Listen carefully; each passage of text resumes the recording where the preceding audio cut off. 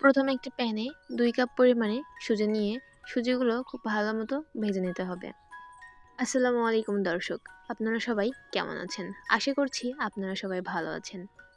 আজকে আমি আপনাদেরকে দেখাবো কিভাবে নারকেল ছাড়া আপনারা পাটিসাপটা পিঠা তৈরি করবেন।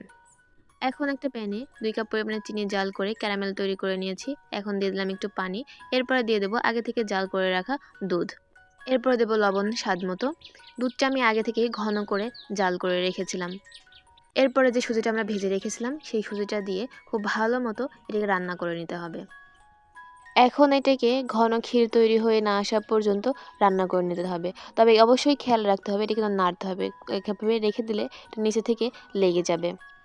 আপনারা দেখতে পাচ্ছেন ক্ষীরটা কিন্তু হয়ে আসছে। ক্ষীরটা যখন হয়ে আসবে তখন এখানে আমি দিয়ে দেব 1 টেবিল চামচ পরিমাণে ঘি। তবে ঘিটা এখানে অপশনাল, আপনারা চাইলে দিতেও পারেন অথবা স্কিপ করতে পারেন। আমার কাছে ঘিয়ের ফ্লেভারটা অনেক ভালো লাগে। ঘিটা কিন্তু খাবারের ফ্লেভারের পাশাপাশি টেস্ট বাড়ায়। আপনারা দেখতে পাচ্ছেন এখানে কিন্তু খুব সুন্দরভাবে ক্ষীরটা হয়ে এসেছে। এখন একটা পাত্রে নিব 1 কাপ পরিমাণে চালের গুঁড়া, 1 কাপ পরিমাণে ময়দা। এখানে আমি ময়দা ব্যবহার করেছি, আপনারা চাইলে এখানে আটাও ব্যবহার করতে পারেন। দিব লবণ স্বাদ মতো এবং 2 চা চামচ পরিমাণে চিনি। এখন অল্প অল্প পরিমাণে পানি দিয়ে একটা হ্যান্ড উইক্সের সাহায্যে সবগুলো উপাদান খুব ভালোভাবে মিশিয়ে একটা আটার গোলা তৈরি করে নিতে হবে। এর মধ্যে এখন আমি দিয়ে দেব 2 চা চামচ পরিমাণে গুঁড়া দুধ। এতে করে পিঠার টেস্টটা আরও ভালো আসবে। তবে এটা কিন্তু অপশনাল, আপনারা চাইলে দিতেও পারেন অথবা স্কিপ করতে পারেন। এখন চুলায় একটা প্যান বসিয়ে প্যানটা গরম হয়ে এলে হালকা করে তেল ব্রাশ করে নেব।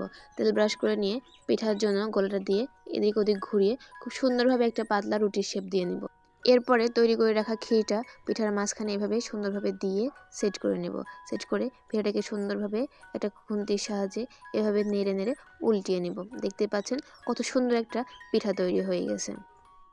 এইভাবেই আমি একে একে সবগুলো পিঠা সুন্দরভাবে তৈরি করে নেব। আপনারা কিন্তু এইভাবে নারকেল ছাড়া বাসায় ট্রাই করে দেখতে পারেন। এই পিঠাটা আপনারা সন্ধ্যার নাস্তায় অথবা মেহমান আসলেও বানিয়ে খাওয়াতে পারেন।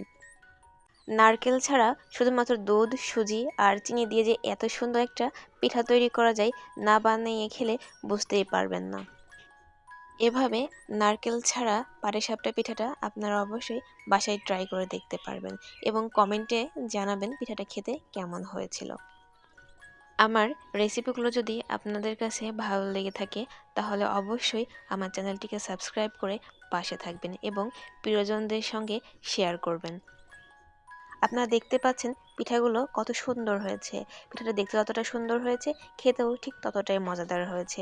যেহেতু আমি ইউটিউবে নতুন, সেক্ষেত্রে আমার ছোটোখাটো ভুল ত্রুটিগুলোকে আপনারা ক্ষমা সুন্দর দৃষ্টিতে দেখবেন এবং দেখা হবে নতুন কোনো রান্নার ভিডিও নিয়ে। ততক্ষণ পর্যন্ত সবাই ভালো থাকবেন, সুস্থ থাকবেন।